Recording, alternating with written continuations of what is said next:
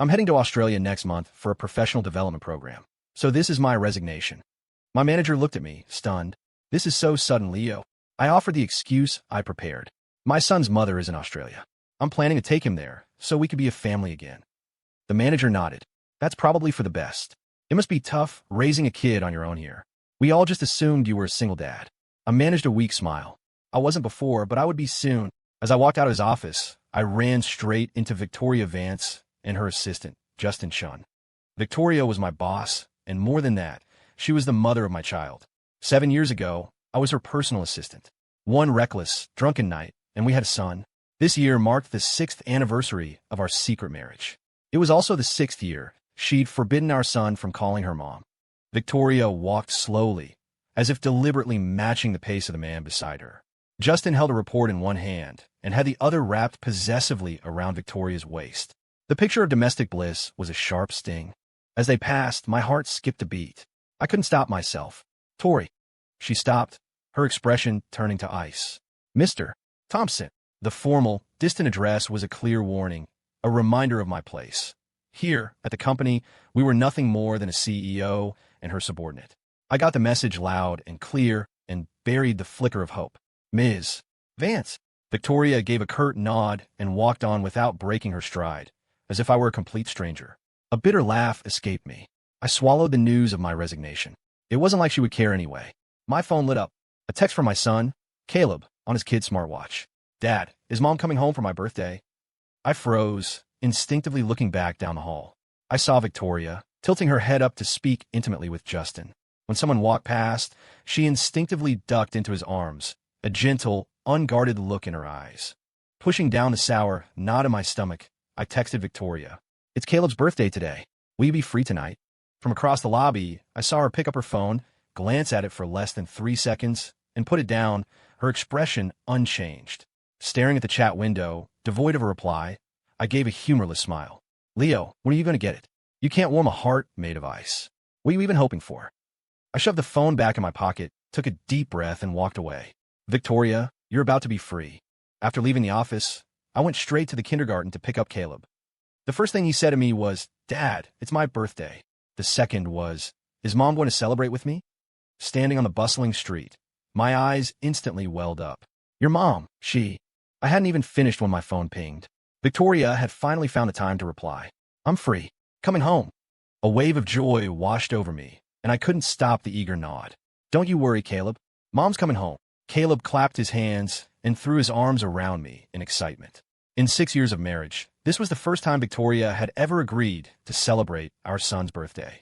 That evening, I cooked a special dinner, and Caleb finished his homework early, buzzing with anticipation. 1 hour passed, then 2, then 3. The texts I sent asking for an update went unanswered, one after another, just like always. The silence was its own reply. Caleb seemed to understand. He looked at me, his small voice cautious. Dad, is Mom just too busy? The question was a dagger to my heart. I wanted to make an excuse for her, but no words would come. All I could manage was, it's okay, buddy. Dad will always be here for you. He didn't ask again. He just quietly picked up his birthday hat. Dad, can you put it on for me? I nodded. As I reached for it, my eyes caught a new post on Justin's Facebook feed. Today was a good day. I really liked today. The accompanying photo was of a gourmet meal at a high-end restaurant. There were no faces, but I immediately noticed the wedding band on a hand in the upper right corner of the shot.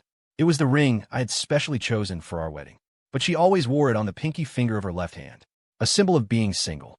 How ironic. The ring that symbolized our marriage was, for her, a declaration of independence.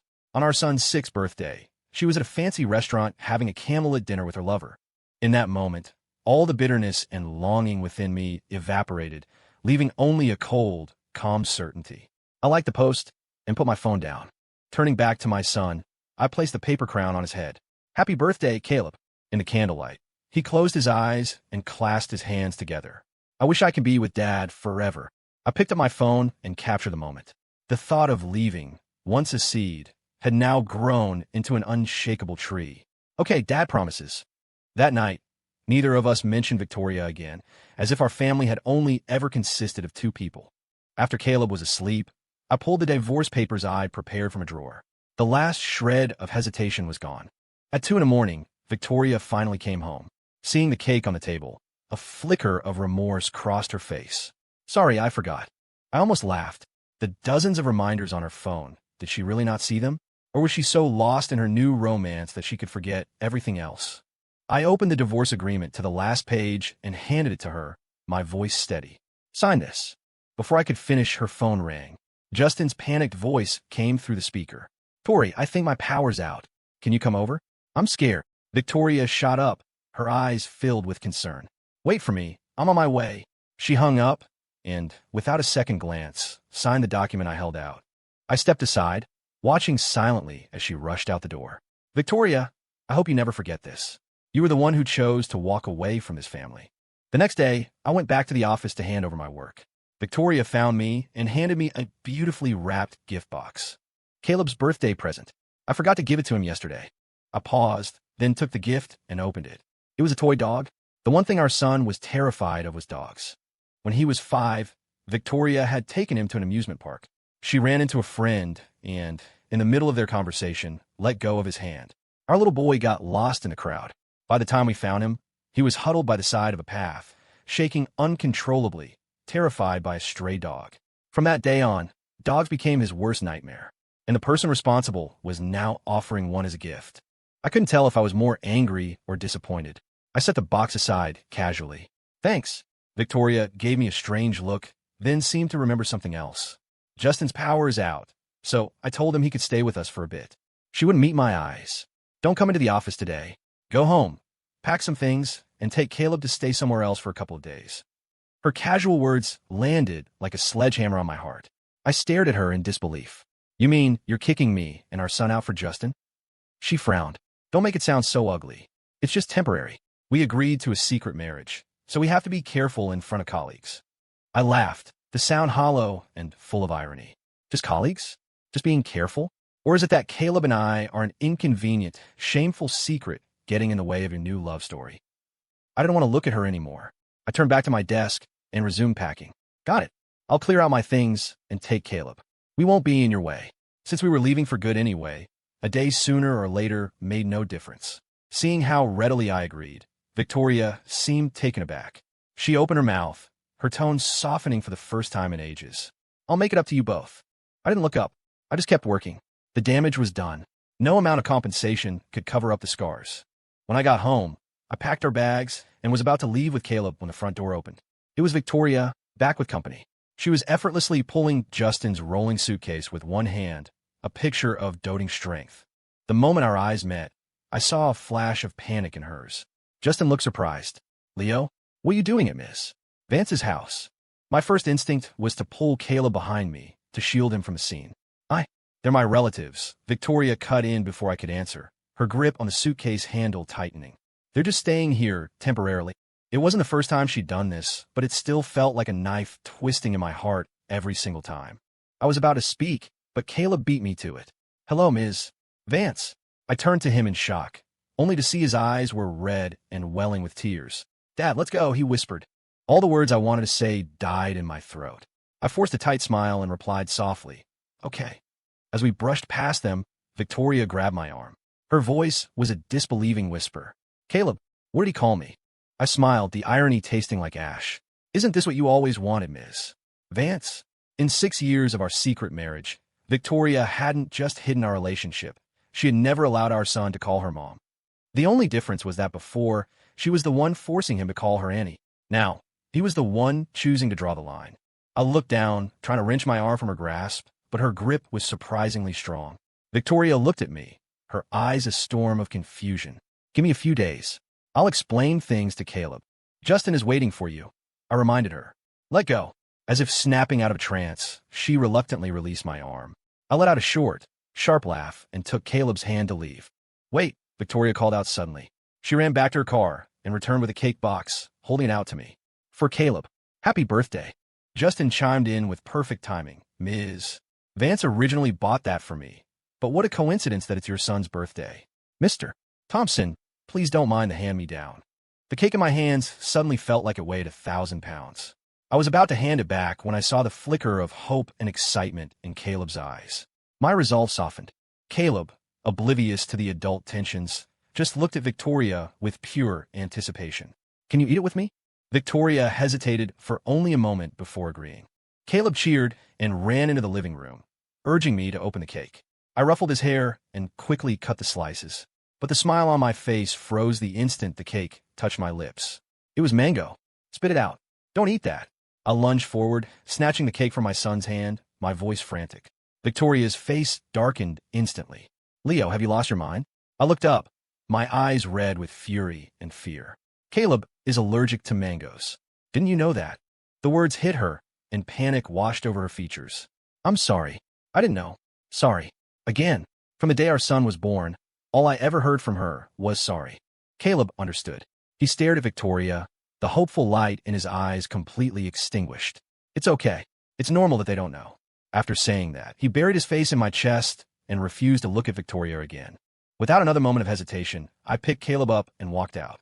Even as we left the house, I could feel Victoria's apologetic, frantic gaze on my back. But this time, neither my son nor I would hold on to any hope. Leaving the house, I drove straight to the office and quickly cleared out my desk. I had originally planned to say a proper goodbye, but now it seemed unnecessary. I placed the signed divorce agreement on the empty desk and let out a long, slow breath. With our luggage in hand, I took Caleb to the airport. Before we boarded the plane, I asked him, "Are you mad at Dad for taking you away from here?" He shook his head and pressed his cheek against mine. I just want my dad. The tears finally broke through. All the pain and heartache of the past 6 years dissolved in that one moment of pure relief. I took out my phone and blocked Victoria on every platform. Victoria Vance, we're done. Goodbye. The next day, Victoria arrived at the office on time. After what had happened yesterday, she had been on edge all night. She opened her email, and a notification for an approved request popped up. Resignation request.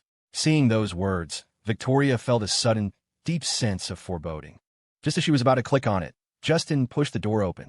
"Ms. Vance, here is that report from last time." Justin placed the file on her desk and, moving with a familiar ease, came around to her side and rested a hand on her shoulder. Before, this was their unspoken, private flirtation. Now, Victoria suddenly felt a wave of discomfort. Sitting up straighter, Victoria opened the file. She only had to read one page before her brow furrowed in annoyance. The entire page, aside from the formatting, was wrong. He had even misspelled department names. She slammed the file down on the desk, her voice dripping with ice. "Who prepared this report? Do they have any basic professional competency? Get Ms. Davis from HR in here. How does she even hire people?" The color drained from Justin's face. "Ms. Vance, I did it." All of Victoria's fury instantly fizzled out. She looked at Justin, who appeared genuinely frightened, and for the first time, felt a profound sense of helplessness. Justin's eyes reddened. "Ms. Vance, do you think I'm stupid? If you really think I'm that dumb, then I'll just leave. You can hire a smarter, more capable assistant." He turned as if to walk out. Victoria instinctively reached out to stop him, but when she met his wounded gaze, she froze. Leo would never look at her like that. He was proud. No matter what happened, he would figure out how to solve it himself, not like Justin, who, if Leo were still here. Her hand, suspended in the air, slowly clenched into a fist. Victoria was startled by her own thought. Flustered, she dropped her hand and rubbed her temples wearily. "Just go outside for a bit." Justin wanted to say more. "Ms. Vance, out." Victoria's patience had run out, her tone turning cold. Justin bit his lip and finally left, looking deeply resentful. Once he was gone, Victoria sat back down at her desk, staring at the error-riddled report. Her mind was suddenly flooded with images from the past. 7 years ago, she too had been a rookie fresh out of college, with no work experience and an unremarkable degree. She hadn't stood out among the sea of impressive candidates. Yet Leo had been the only one to make it past the internship period. Back then, he was full of drive and willing to work harder than anyone. If he didn't know how to create a report, he would shamelessly beg the senior staff to teach him. If he was confused about a project's workflow, he carried a notebook everywhere to jot down details. No matter the time of day, if she needed him, he would appear in the shortest possible time with the best possible solution. He could even attend a business banquet and instantly memorize the name and title of every important guest. Back then, his most common phrase was, "Ms. Vance, I'll do better next time." If being an assistant was a job you could score, Leo was a perfect 100. Victoria remembered how everyone used to envy her for having the gold standard of assistants. Shane was all ruined that one night. After that reckless mistake, everything changed. To this day, Victoria still didn't understand why Leo would have schemed to climb in her bed. All she knew was that when she woke up that morning and saw him lying next to her, all her admiration had curdled into disgust. The more she had admired him before, the more she loathed him after. That was why, even when they were forced to marry because of the baby, she could never bring herself to treat him well. She had even intentionally hired Justin, Leo's complete opposite, as a form of rebellion against her unwanted marriage. But now, thinking of Justin's increasingly outrageous behavior, Victoria suddenly felt exhausted by it all. The image of Leo and Caleb's resolute backs, as they walked away, flashed in her mind, and her heart began to pound. Maybe I should stop this childish behavior. Maybe after all these years, Leo has changed. Maybe. At 6 that evening, Victoria took Justin to a banquet hosted by a business partner. She hadn't seen Leo all day and found herself distracted, swirling the wine in her glass. Was I too harsh this time? The thought flickered through her mind. She pursed her lips and downed a glass of wine in one gulp. She pulled out her phone, about to text Leo, but was interrupted by the partner approaching her. Ms. Vance, about that proposal. Victoria snapped back to reality, pushing all other thoughts aside and slipping into work mode. Just as the conversation was getting good, a discordant voice cut in. Ms. Vance, this dessert is so yummy. Justin was holding a chocolate cupcake, his eyes wide with a worldly innocence. The conversation ground to a halt. The faces of her partners soured. But Justin, completely oblivious, squeezed his way to Victoria's side and tried to feed the cupcake to her. Caught off guard, Victoria ended up with chocolate and frosting smeared on her face. Justin jumped back, startled, and quickly reached out to wipe it off. Victoria recoiled as if he were a viper. That's enough. Justin froze, tears immediately welling in his eyes. Ms. Vance, what's wrong? You weren't like this before. Victoria took a deep breath, trying to speak, but she caught the strange, judgmental looks from her business partners. Seeing her notice, Mr. Wallace gave an awkward laugh. Ms. Vance, you seem busy. We can discuss the proposal another time. The others quickly chimed in. Yes, you're busy. We'll talk next time. And with that, they made a hasty retreat. Victoria had no reason to stop them, and frankly, was too embarrassed to try. A promising business negotiation had just been turned into a public humiliation by Justin. Victoria couldn't even begin to imagine what the industry gossip would be about her now. And she was right. As soon as Mr. Wallace and his group left, they found a corner to start whispering. Seriously, does Vance have some kind of weird fetish? Who falls for a pretty boy like that? Mr. Wallace, a man in his 50s, couldn't hold back. Mr. Coleman clicked his tongue. Maybe that's what the kids are into these days. Mr. Wallace just shook his head, still baffled. I much preferred her old assistant, Leo. Smart, capable, and most importantly, he could read a room. I have no idea why he wouldn't leave Vance Capital. I tried to poach him several times, but no luck. Mr. Coleman just smiled and didn't reply. The truth was, he had tried to poach Leo, too, and had been similarly rejected. Meanwhile, Victoria glared at Justin, her chest heaving with fury. Justin, look what you've done. Justin's eyes were red, as if he'd been grievously wronged. What did I do, Ms. Vance? I was just trying to share something with you. What did I do wrong? The more he spoke, the more upset he became, his gaze turning accusatory. The commotion had drawn the attention of other guests, who were now casting curious glances their way. Victoria knew she couldn't unleash her fury in public. She clenched her jaw, forcing the anger down. You did nothing wrong, she ground out. It was my fault. Victoria closed her eyes, her grip so tight on her wine glass, she was surprised it didn't shatter. Justin blinked, thinking her anger had subsided. He quickly wiped away a tear and eagerly took her hand. Oh, Ms. Vance, you're the best. Victoria's gaze was distant. In her mind, she cursed herself 1,000 times for choosing an idiot like Justin as her act of rebellion. Worried that he would cause another scene, Victoria avoided any further business talk for the rest of the evening. When people approached her, she kept the conversations brief. The remainder of the time, she sat on a sofa in the corner, downing glass after glass of wine. When the banquet finally ended, she said a quick goodbye to the host and fled as if escaping a fire. By the time she got home, the alcohol had fully hit her. She pressed a hand to her throbbing head and stumbled through the door. Leo, give me some water. The words echoed in the silent, empty space. Victoria looked up at the dark hall, and it finally registered. Leo and Caleb had left yesterday. She flicked on the lights and went to the kitchen. As she pulled a can of soda from the fridge, she noticed for the first time that the refrigerator door was covered in stickers of all shapes and sizes, mostly superheroes and characters from Caleb's favorite cartoons. Looking at these childish drawings she'd always dismissed, a small, involuntary smile touched her lips. An image surfaced in her memory. Caleb tiptoeing in her home office, holding a picture book. He'd approached her so carefully and asked, "Mommy, can you read with me?" And what had she said? Victoria's hand, holding the soda, paused. Her expression darkened. She had said, "I'm busy. I don't have time." A wave of inexplicable frustration washed over her. She pulled out her phone, unable to stop herself from sending a text. "Send me your address. I'll come pick you both up tomorrow." She typed it out, then felt it wasn't right. She deleted it and rephrased.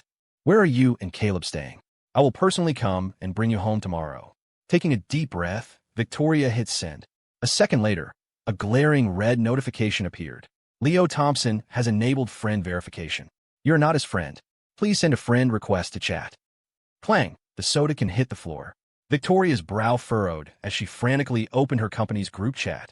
He wasn't there. She scrolled and scrolled through the hundreds of employees in the group chat, but Leo's profile picture was gone. Did he leave the group chat? No, that's impossible. He hasn't resigned. Why would he leave the main company chat? Victoria laughed, but the sound was strained. The memory of the unread resignation email from that morning resurfaced, and a knot of panic she couldn't suppress tightened in her stomach. After only a second of hesitation, she called the HR manager. "Hello." The voice on the other end was muffled by background noise, like a family watching TV. Victoria could even hear a child's high-pitched voice through the speaker. "Mommy, the cartoon is starting."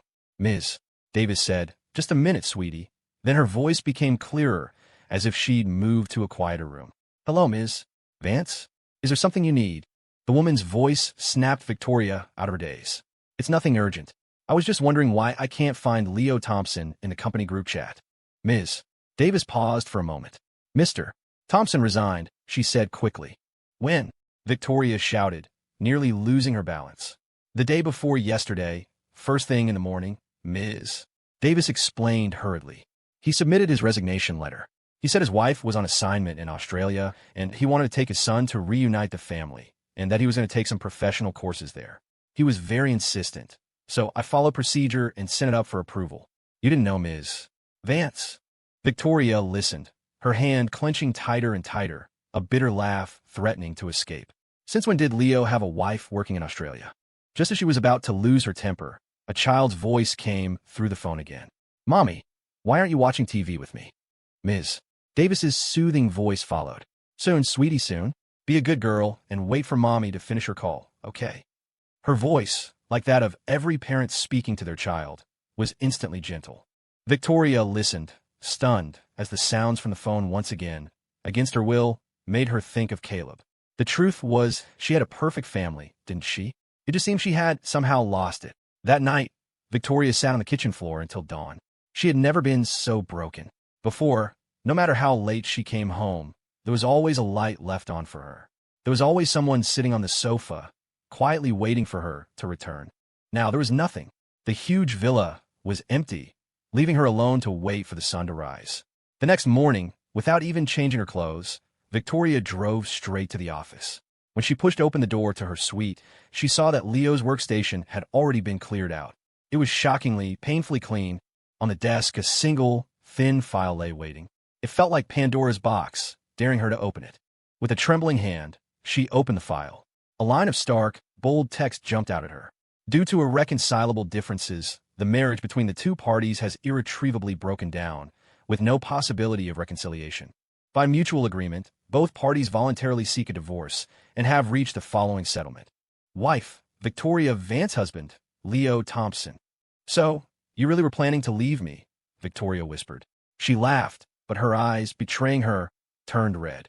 She had thought about leaving him countless times, but she never imagined he would be the one to make the final move.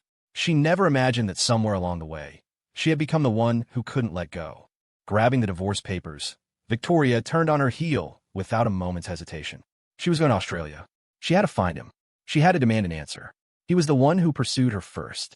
How dare he leave without a single word? The more she thought, the faster she walked. Her face was a grim mask as she strode out, only to bump into a man reeking of cologne. "Ms. Vance?" he whined. "Hey, where are you going? You didn't even drive me home last night. I had to sleep in a hotel." "I'm mad at you," Justin pouted, blocking Victoria's path. "Get out of my way," Victoria said coldly, in no mood to deal with his theatrics. Justin froze, then frowned. Ms. Vance, what did you just say? If you talk to me like that again, I'm going to get really angry. Get out of my way, she repeated, her voice so glacial it could have frozen him solid. Justin was about to argue further, but Victoria simply shoved him aside and kept walking. As she moved, he could hear her on the phone. Hello, I need you to find Leo Thompson's current address and book me a flight to Australia. Today. Australia. Today was Caleb's first day of school. I was up early getting his backpack ready. Though he had only been in Australia for 2 days, this move had been in the works for a long time. 6 months ago, I had contacted a friend working here, asking her to help me find a suitable house and school in preparation for the divorce. Back then, I didn't think I'd be coming over so soon, but I'd always been one to prepare for the worst. Looking back now, I was thankful for that habit, which saved me from being completely lost. I also had to thank Victoria for being, if nothing else, generous with money during our marriage. After seeing Caleb safely onto the school bus, I pulled my jacket tighter against the morning chill and turned to head home. But a familiar voice stopped me in my tracks. Leo. I turned around, my body stiffening. Sure enough, it was Victoria. She looked more worn out than I'd ever seen her. Her clothes were wrinkled, and her eyes were shadowed with exhaustion. But even so, she was still beautiful, possessing a unique, mature grace. That was how she had captivated me in the first place. No one knew that I had applied to Vance Capital specifically for her. She was my senior in college, 3 years ahead of me. A brief glimpse of her at the freshman orientation gala was all it took for me to lose my heart completely. I didn't have a prestigious family background or stunning looks. All I had was my diligence and my mind. So, for 4 years of college, I worked myself to the bone, studying, taking exams, interning, all to earn the chance to interview at her company. All to finally be worthy of standing in front of her and telling her my name. It took me 5 years to get to her side, but it took her only one night to destroy everything I had worked for. I forced a brittle smile, trying to maintain some semblance of adult civility. I opened the door. Come in and have a seat. Victoria's eyes lit up, and she quickly followed me inside. 2 sugars, no milk. I placed a cup of coffee in front of her and sat down on the opposite sofa. Her voice was hoarse. You still remember? I just smiled, not saying a word. Since you're here, you must have seen the divorce papers. I don't want half of your assets. All I want is full custody of Caleb. Victoria's breath hitched. She looked up at me. Leo, I don't agree to the divorce. I gave a non-committal nod. I had expected as much. That's fine. I can wait. A legal separation of a few years will work just as well. Victoria slammed her cup down on the table, the sharp sound echoing in the quiet room. Leo, are you that desperate to leave me?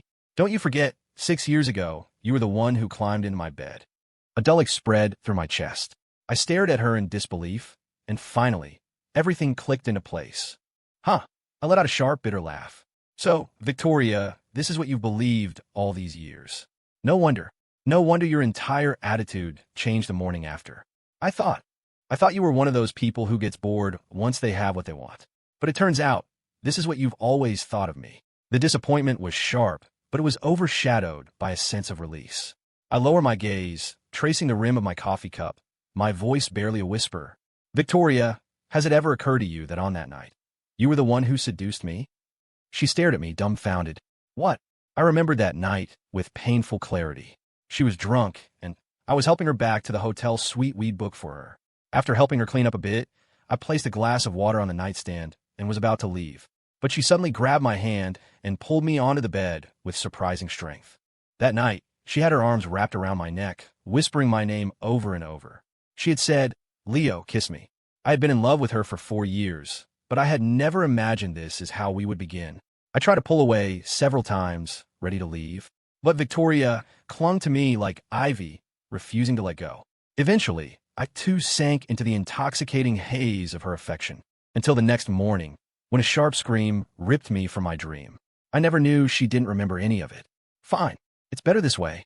I closed my eyes, and when I opened them again, there was only peace.